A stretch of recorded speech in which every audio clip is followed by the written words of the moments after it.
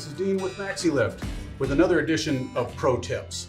And I've said before that the bucket elevator is our favorite topic. But when it comes to components of the bucket elevator, definitely the belt, the buckets, and the hardware are our favorite components. And that's what I'm going to talk to you about today. So when it comes to those particular components, the reason that they're so important is because if you want to get this bucket elevator to work properly, you're going to have to match it for the product you're handling, the speed that it needs to go to get the capacity, and all of the other characteristics of that product, whether it's sticky, whether it's hot, whether it's fluffy, how well is it going to go in the inlet, how well is it going to come out to the discharge. But some of those things can be affected greatly by the components such as the buckets, the belt, and the hardware. So let's take a look at that. In our sample bucket elevator here, let's take a look at the belt first of all.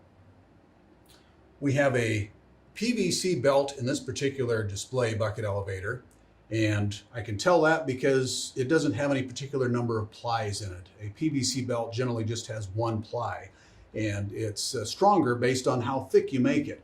The polyvinyl chloride is impregnated into the fabric and on the outside, so that it has the covers, but it's just one ply regardless.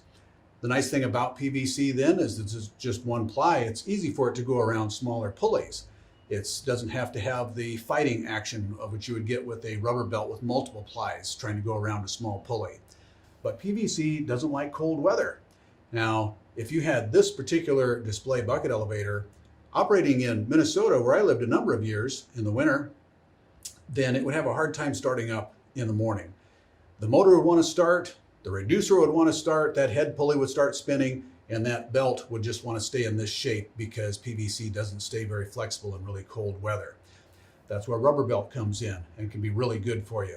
Rubber belt can stay flexible in extremely cold weather and works very good in the northern climates. And like I said, rubber belt is normally going to be multiple plies.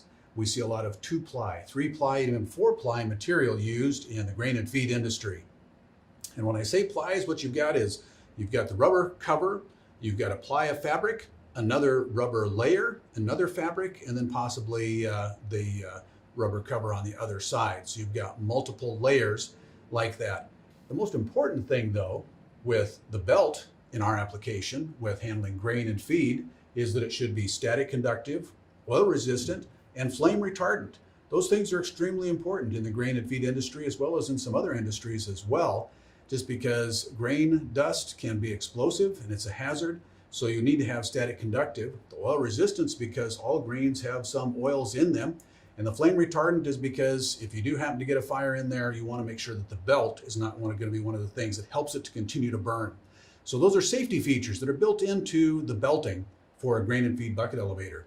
Now the interesting thing is that if you were to get a rubber belt that is static conductive, oil resistant, flame retardant, and compare it to a belt that's meant for the sand and gravel facility, which is normally referred to as a grade 2 rubber belt, they're going to look the same. You can't tell just by looking at them. So you're going to have to make sure when you get it from your supplier, like when you call Maxi-Lift, we're going to have that superior oil resistant, static conductive, and flame retardant belt. But make sure if you talk to another supplier that you mention that that's what you want. So the belt is very important for those various reasons. Now the next thing is, of course, we're going to have our buckets that need to go on that belt to be able to carry the product up to the top. The buckets that are in this particular display bucket elevator are CC Max Maxi-Lift buckets. They're very small. I've got another bucket here. It's also a CC Max. This one is a larger big brother to that one in there. We also have them a lot bigger as well. And you can see that this one is very similar to that. It's got the CC design, just means that back in the old days it was close centers. They could be placed close to each other for centrifugal discharge. It also has the brake design like the old steel buckets from years ago. And this one happens to have vent holes in it as well. Now you wonder, why does it have holes in the bottom? Well, normally you just have holes in the back to mount it on the belt. Well, this one has holes in the bottom because if you've got a light powdery product, you're going to want to make sure the product can get into the bucket as well as being discharged. For most grain products and free-flowing products, that's not a big deal. They can go into the bucket without a problem. But with some of the lighter and powdery products, they don't want to go into the bucket because the air that's in the bucket has to go somewhere. And so it's trying to come out the sides and around the front and around the back. If you have vent holes, the air can go out through the vent holes while the product is going in. And then when it comes to discharge, the product wants to come out, but in order for it to come out, it's creating a vacuum. You have to get air inside the bucket. So with vent holes, it allows air to come in the backside of the bucket so the light and powdery product can be discharged easily. So that's why you'd want vent holes. Something else I brought in here to show you today is a low profile bucket. Now these are the same bucket, same size in the sense of the model, but the low profile has been cut down. Why would you want to do that? Well, if you want to get these buckets closer together on your belt, if they are closer together, you can get more capacity on a smaller bucket elevator. And so when you're designing a brand new bucket elevator, that's one way, if your footprint has to be fairly small, that you can get more capacity. Now you might be thinking, well, I've got a bucket elevator that I'd like to get more capacity on. Why don't I just replace out the standard buckets and put in low profile buckets? That could work. It's very possible that it could work. You want to get in touch with us at Maxi-Lift and we can do the engineering for you and find out. But besides just finding out if it's going to fit in here and work on the belt and if we can get a belt matched for it, the other thing you have to keep in mind is that if it's going to be more capacity, your motor might have to be larger, more horsepower for your motor. If the motor has more horsepower, the speed reducer might need to be bigger. If the speed reducer is bigger, the head shaft might be bigger.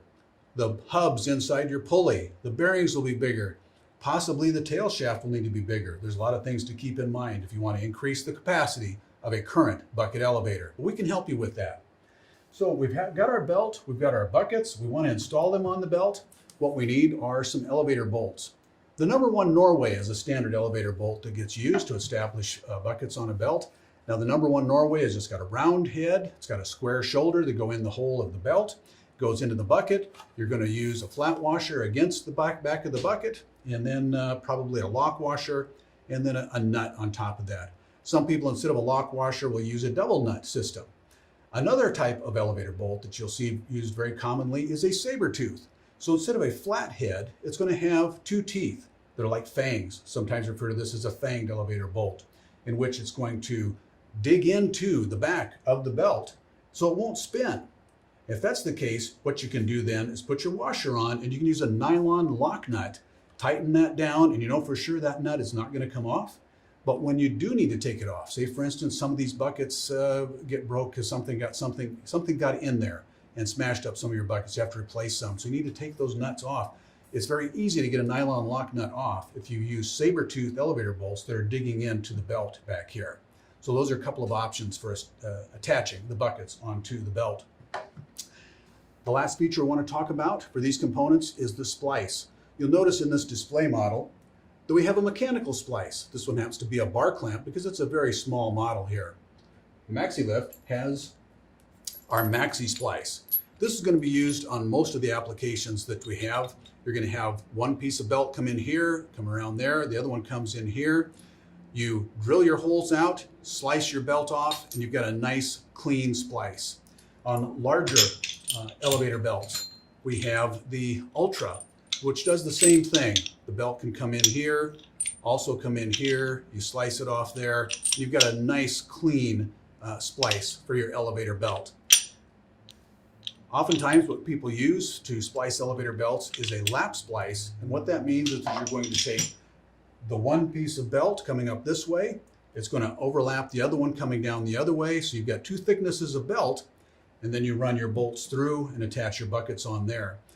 The thing about a lap splice is that if you talk to a number of different people, millwrights, contractors, bucket elevator manufacturers, and others, you might ask, how many buckets should I have in that lap? Should it be 5 or 6 or 8 or 10 or 12? And you're going to get different answers because they're trying to decide how many bolts is going to be enough to be strong enough. How many is the belt strong enough when you put that many holes in it and things like that. So it's important for people to get the number there correct so that you don't have a failure later.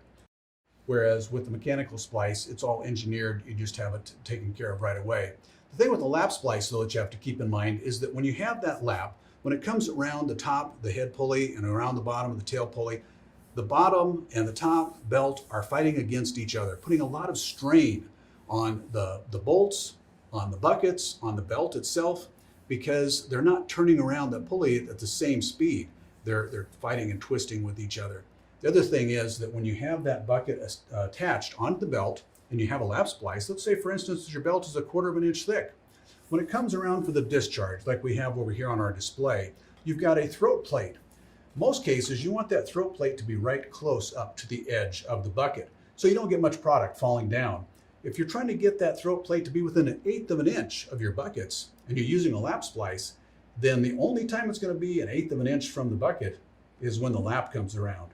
Otherwise, it's going to be another 1/4 of an inch, so a total of 3/8 of an inch away, and more product can fall down to the boot. So there's a number of reasons to keep in mind why a mechanical belt splice might be better than a lap splice. The components of the belt, the buckets, and the hardware and the splices are extremely important in your bucket elevator. You're doing so much to make sure that you've got a good boot section, trunking, and head section, and all the other accessories. The belt, the buckets, and the splices and the hardware are very important. That's why Maxi-Lift has those available in many different types and styles in stock. If you have questions about those components, get in touch with us. We want to make sure that you have exactly what you need for your application. This is Dean with Maxi-Lift and Pro Tips. Thanks for watching.